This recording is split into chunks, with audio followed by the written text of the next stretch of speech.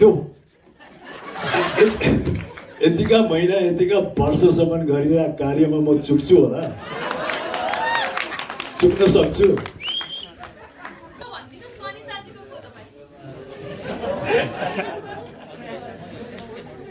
सनिसाजीको कलाकार को आर्टिस्ट होइन, अब सिनेमामा को हो भनेर सोध्नु भएको छ, सिनेमै हेरौँ न एकचोटि, त्यहाँ एन्सर। घरमा मात्रै किन, तपाईँ अगाडि यहाँ आइदिनुहोस्, म सर्ट गरिहाल्छु। त्यति टाढा बसेर प्रश्न गरिरहनु भएको छ, अलिकति कष्ट गरेर नजिक आएर मेरो सामुन्ने बसिदिनुहोस्, म एकदमै मोमबत्ती पग्ले जस्तो पग्लिहाल्छु होइन। तपाईँलाई यो 8 वर्ष पछाडि यसमा थुप्रै फिल्महरूको प्रस्तावहरू तपाईँबाट गएको हामीले खबर पाइरहेका थियौँ।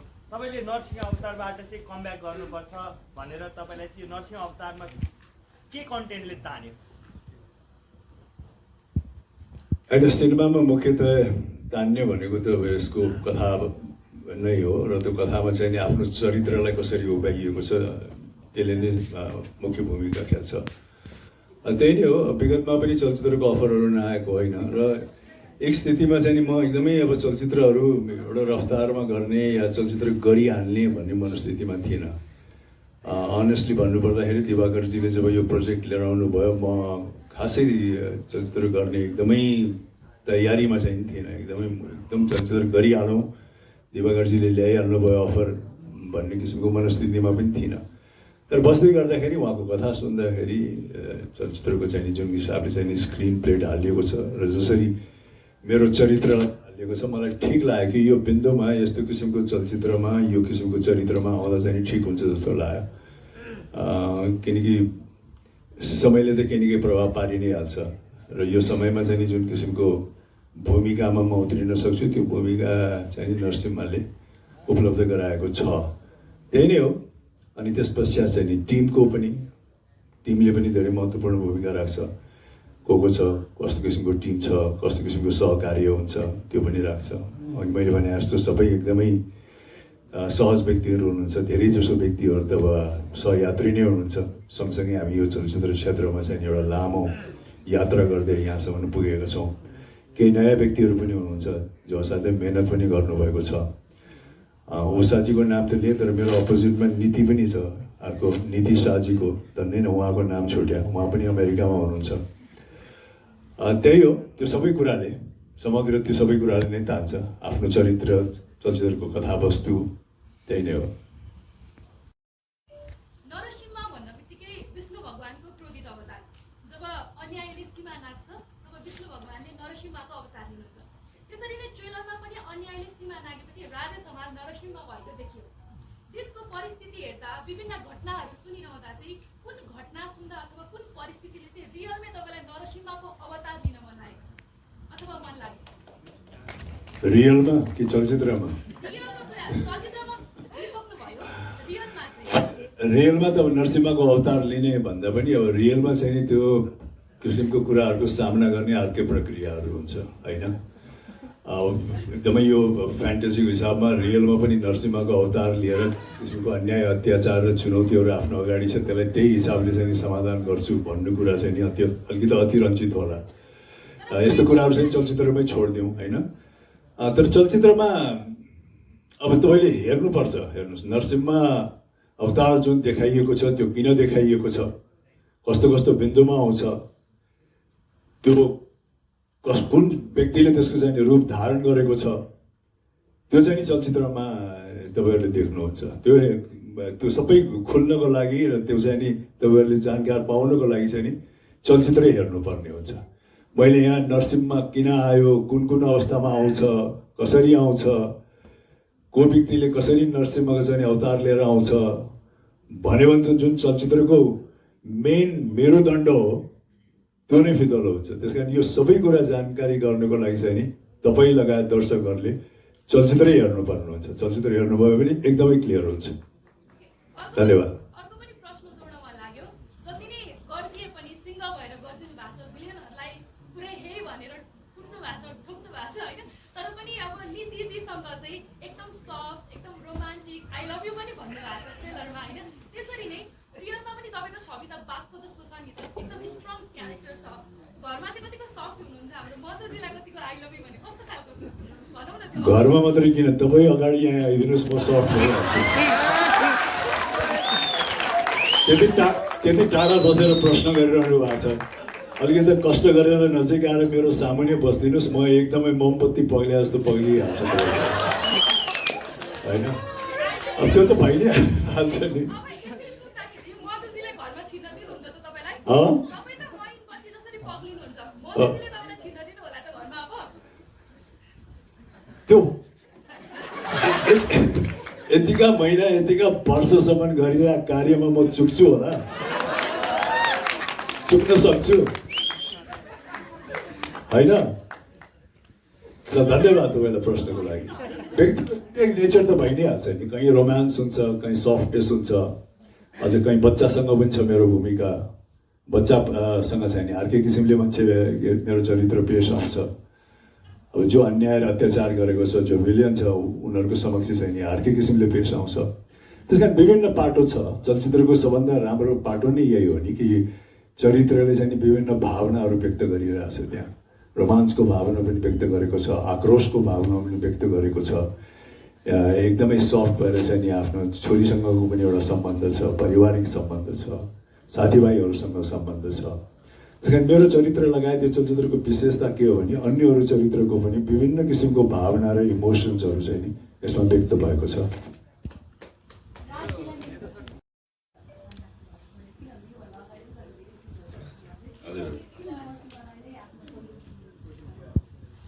होइन अब आफूले काम गरेको चलचित्र सबै राम्रै हुन्छन् काम सबै राम्रो हुन्छ होइन अब हरेक कामलाई पहिलो काम भनेर लाग्यो भने त्यही इनर्जी साथ काम गरिन्छ भन्ने मेरो बुझाइ हो त्यही हो नै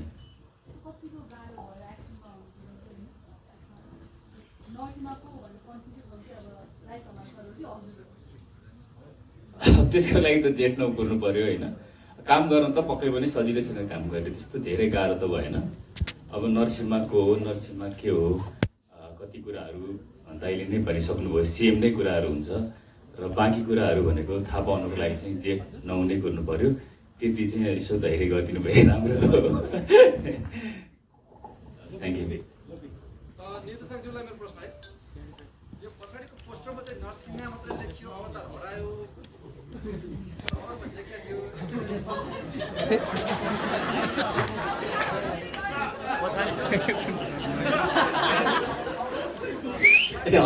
यो अवतार किन हरायो प्लस अर्को फिल्म नरसिंह भन्ने पनि दर्ता सरकार विकास बोर्डमा अस्ति एक्टर र एक्टर टेक्वानमा टेक्वान झुनाउँदाखेरि लफडा जारी छ फेरि योभन्दा अगाडिको नरसिंहसँग छलफल भएको छ कि छैन हामी पनि पेलेरै जाउँ भन्ने सोच अनुसार छलफल भएको छ यो विषयमा चाहिँ मेरो टाइटल दर्ता हुनुभन्दा अगाडि नै सम्बन्धित व्यक्तिसँग मैले धेरैचोटि गफ गरेको हो र उहाँ मेरो साथी नै हुनुहुन्छ र अर्को कुरा मैले विकास बोर्डमा गएर उहाँहरूसँग पनि यो विषयमा डिस्कस गरेर उहाँले नै उहाँलाई फेरि कल गरेर हामीले यो नरसिंह अवतार पाएका हौँ होइन अब मलाई नि भर्खर जानकारीमा आयो यस्ता कुराहरू तर यो टाइटल दर्ता हुनुभन्दा धेरै अगाडि नै हामीले यो विषय उहाँहरूसँग प्रोडक्सनसँग पनि उहाँको जो सम्बन्धित व्यक्ति हुनुहुन्छ र विकास बोर्डसँग पनि यस्तो बारेमा कुरा भएको हो त्यो हिसाबले हामीले पेल्ने होइन कि हामी यो विषयमा चाहिँ पहिलेदेखि नै हामी उहाँसँग छलफल गरेरै हामीले यो नाम प्राप्त गरेका हौँ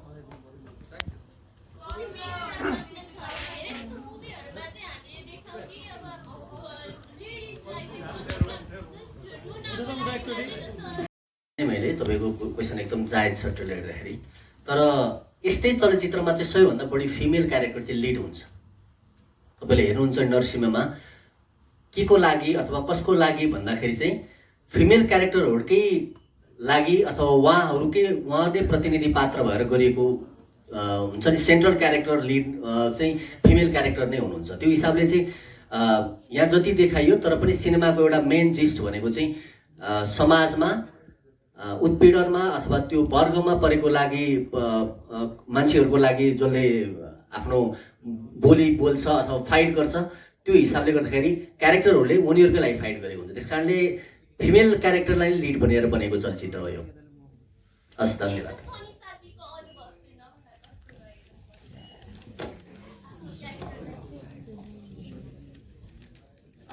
अनुभव त राम्रो थियो कस्तो भन्नु राम्रो नै भयो अब सुटिङको क्रममा पनि अब कति धेरै उतार चढावहरू पनि आए होइन अनि फिजिकल्ली पनि अलिकति गाह्रो खालको सिनहरू थियो हजुरहरूले केही झलकहरू चाहिँ देख्नुभयो होला तर त्यहाँभित्र एकदमै लुकेका रहस्यहरू अझै धेरै छन् यो फिल्मले राम्रो प्रतिक्रिया पाएन भने त्यो दोष तपाईँमा आउने देखिन्छ कतिको डर महसुस गरिरहनु भएको छ महानायकलाई कमब्याक गराउन पाउँदा त जोखिम होइन कि यो त गर्वको कुरा हो फर्स्ट चाहिँ होइन त्यो हिसाबले यो जोखिम होइन होइन डेफिनेटली यत्रो हाम्रो जनताहरूले उहाँलाई महानायक मान्नु भएको छ नि मलाई त्यसमा जोखिम हुने कुरै भएन अब च्यालेन्ज चाहिँ हो चुनौती चाहिँ के हो भने मैले त्यो कुरालाई जस्टिस गर्न सक्छु कि सक्दिनँ भन्ने चुनौती चाहिँ हुन्छ किन एउटा निर्देशकले अथवा एउटा कथाकारले भनिरहेको कुरा एउटा आफ्नो भिजनमा भनिरहेको कुरा जति पनि अडियन्स हुनुहुन्छ डिफ्रेन्ट पर्सपेक्टिभबाट एक अर्को कुरा भनेको एक्सपेक्टेसनको लेभल भन्ने हुन्छ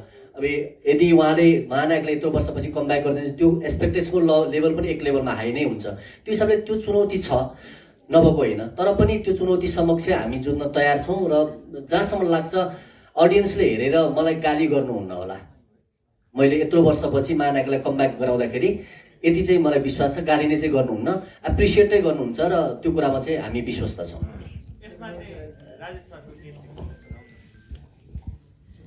त्यो कमब्याक गर्दै गर्दाखेरि चाहिँ कतिको अब मलाई दर्शकले कमसल कथा भयो अथवा कमब्याक अझ राम्रो हुन सक्थ्यो भन्ने प्रतिक्रियाहरू आउँछ भन्ने कुरामा चाहिँ कतिको डर छ तपाईँलाई अनि कलाकारको लागि त कुनै पनि नयाँ प्रोजेक्ट गर्दाखेरि त्यो भइ नै रहन्छ म विगतमा लगातार चलचित्र गर्दाखेरि पनि हरेक नयाँ चलचित्र खेल्दा या नयाँ चलचित्र प्रदर्शन हुँदाखेरि एक किसिमको उत्सुकता भइ नै हाल्छ होइन त्यो चलचित्रलाई दर्शकहरूले कसरी लिनुहुन्छ आफूले गरेको चरित्र आफूले गरेको अभिनयमा न्याय भयो भएन भन्ने त हरेक प्रोजेक्टमा हुन्छ अब नरसिंहमा त अझ बढी किन हुन्छ भने एउटा अन्तरालपछि गरेको छु एउटा ग्याप पछि मैले यो चलचित्र गरेको छु अब ती सबै कुराहरू नहुने त कुरै भएन कि दर्शकहरूले यो चलचित्रलाई कसरी लिनुहुन्छ होइन आफ्नो जुन चाहिँ मैले गरेको छु त्यो चरित्रलाई कसरी लिनुहुन्छ सम्पूर्ण चलचित्रलाई कसरी लिनुहुन्छ जुन कथावस्तु हामीले पेश गरेको छौँ त्यो कथावस्तुलाई कसरी आत्मसात गर्नुहुन्छ भन्ने खुल्दुली त म लगायत हरेक हामी जति पनि यो टिममा छौँ सबैलाई भइरहेको हुन्छ तर त्यो हुँदाहुँदै पनि एक किसिमको विश्वास चाहिँ के छ भने सायद हाम्रो जुन एउटा हामीले काम गरेका छौँ जुन मेहनत गरेका छौँ र दर्शकहरूले पनि जुन अपेक्षा राख्नु भएको छ त्यस अनुकूल चाहिँ नि हामीले कुनै न कुनै हिसाबबाट चाहिँ नि न्याय गर्न सकेका छौँ जस्तो चाहिँ नि फिल भइरहेको छ तर अब चलचित्र प्रदर्शन नहुने जेलसम्म एक किसिमको खुल्दुली त भइ नै हाल्छ नि अझ अघि मैले भने जस्तो एउटा ग्यापमा गरिरहेको चलचित्र एउटा समय अवधिमा गरिरहेको चलचित्र प्रति त हुने नै भयो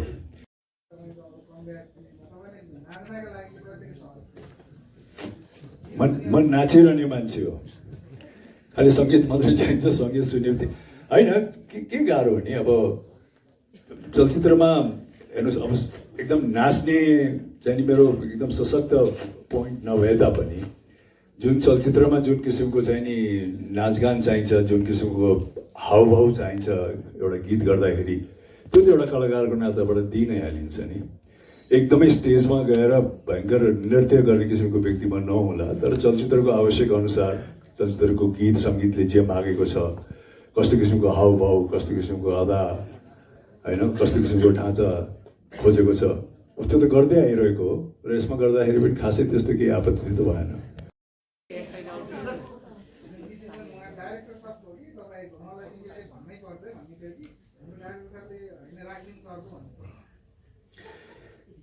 यो चाहिँ बढी तपाईँकै जोर हो जस्तो होइन मैले त सोचे पनि थिएन खास भन्ने हो भने तर उहाँले नै भन्नुभयो अनि मलाई पनि ठिकै लाग्यो किनकि अब यो हे भन्ने खालि हे मात्रै होइन कि यो हे एउटा गहिरो माने छ यो जहाँ अन्याय अत्याचार भइरहेको छ जहाँ चाहिँ नि व्यक्तिले अप्ठ्यारोमा परिरहेको छ त्यहाँ चाहिँ नि मेरो चरित्र प्रकट भएर हे भनेपछि अब अन्याय र अत्याचार रोकिन्छ भन्ने सङ्केत हो त्यस कारण एउटा यसको गहिरो माने छ हेको त्यस कारण पनि हो तर यो नरसिंहमा गर्दाखेरि यो सिन गर्ने बेलासम्म पनि त्यो हे चाहिँ नि मेरो दिमागमा चाहिँ नि आएको थिएन देवाकर्जीले चाहिँ स्पोन्टेनियसली भन्नुभयो मलाई पनि ठिकै लाग्यो अनि गरेँ त्यही नै हो त्यही भन्नु फर्किँदै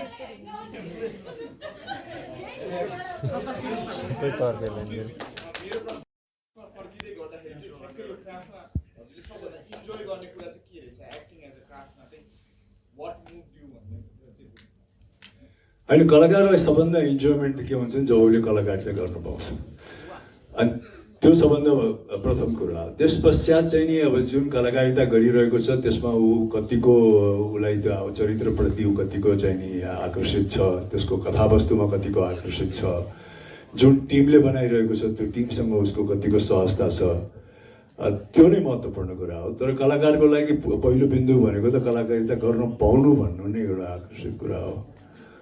तर यसमा चाहिँ मैले अघि भने जस्तो सम्पूर्ण कुराहरू चाहिँ जुटेको छ, मिलेको छ।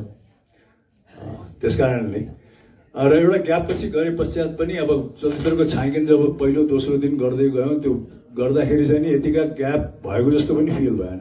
यस्तो फिल भयो कि माने चलचित्र गरि नै रहेछु निरन्तर जस्तो। अब सरोजीसँग पनि त्यतिका वर्षपछि भेट हुँदाखेरि लागेन कि ओहो यतिका वर्षपछि भेट भएर फेरि चलचित्र गरिरहेछौँ, यस्तो लाग्यो कि हामी भेटि नै रहेछौँ, गरि नै रहेछौँ जस्तो पनि फिल भयो। त्यही नै हो।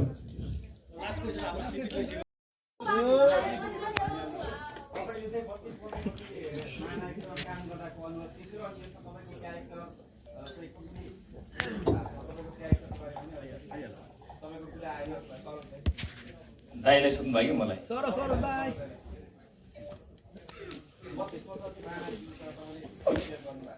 क्यारेक्टरको बारेमा चाहिँ नभनौँ अहिले, यो थिएटरमै हेर्नु मजा आउँछ होइन। अब अफकोर्स मलाई मन परेरै मैले यो चलचित्रमा काम गर्छु भनेको। जहाँसम्म महानायकसँग काम गर्ने अघि उहाँले पनि भन्नुभयो, हामी भलै पर्दामा सँगै देखिया थिएनौँ, तर लगभग हरेक वर्ष हामी भेट्थ्यौँ, केही कार्यक्रमहरू गर्थ्यौँ अमेरिकामा, हामी अरू कन्ट्रीहरूमा पनि गयौँ सँगै। त्यसले गर्दाखेरि त्यो ग्याप के पनि फिल भएन।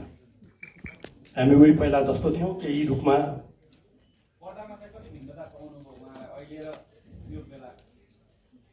मलाई चाहिँ नि यसपालि के फिल भयो भने स्पेसल्ली राजेशजीको बारेमा भन्नुपर्दाखेरि उहाँले यो सिनेमामा साँच्चीकै मेहनत गर्नुभएको छ। मैले धेरै सिनेमा त गरेको छैन, उहाँसँग 5 वटा सिनेमा गरेको हो, तर पहिलाको भन्दा एकदम डिफ्रेन्ट राजेश हमाललाई मैले पाएँ।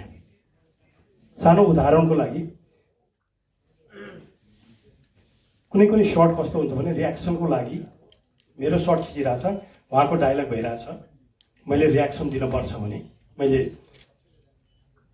पहिला के हुन्थ्यो भने एसिस्टेन्ट डाइरेक्टर अथवा चिफ एडी भनिन्छ नि, उहाँहरू आएर बोलिदिनुहुन्थ्यो।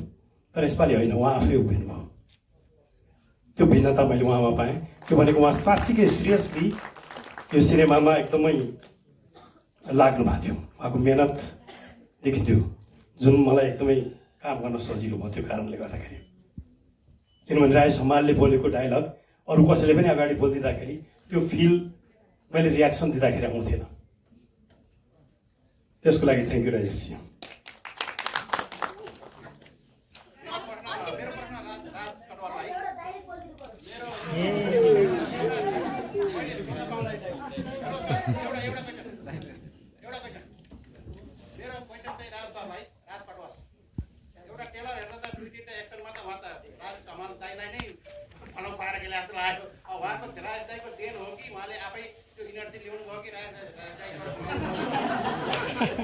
सबै राजेश दाइकै देन हो। Thank you. राजीलाई नै मेरो एउटा प्रश्न, मेरो भन्दा पनि यो सनी साजीको प्रश्न, लास्ट प्रश्न, सनी साजीकै प्रश्न छ। ट्रेलरमा सोध्नु भएको थियो तपाईँ मेरो को हो भनेर, जसको उत्तर तपाईँले दिनु भएन। अब भनिदिनु सनी साजीको को तपाईँ? सनी साजीको कलाकार, को आर्टिस्ट होइन। अब सिनेमामा को हो भनेर सोध्नु भएको छ, सिनेमै हेरौँ न एकचोटि, त्यहाँ एन्सर छ त त्यहीँ नै होइन। देख्नसम्म त्यसलाई नै गरौँ न एकचोटि होइन। त्यो सिनेमाभित्रकै कुरा हो, बाहिर सोध्नु भयो मैले यहाँ भन्थेँ होइन, सिनेमाभित्र सोध्नु भएको थियो। त्यही भएर जेठ 9 मा दर्शकहरूले एन्सर पाउनुहुन्छ। धन्यवाद।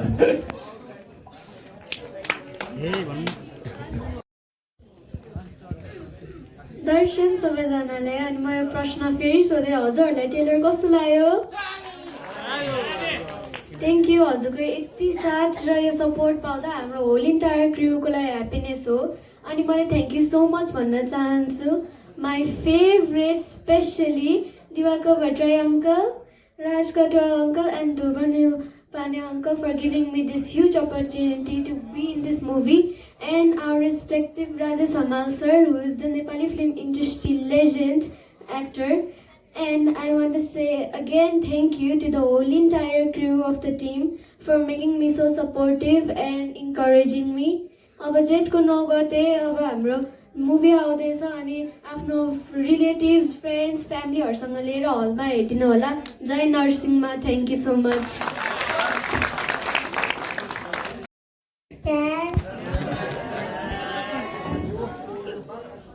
हाम्रो यही फिल्मको चाहिँ नगर्दै सबैजनाले हाम्रो फिल्म हेरिदिनु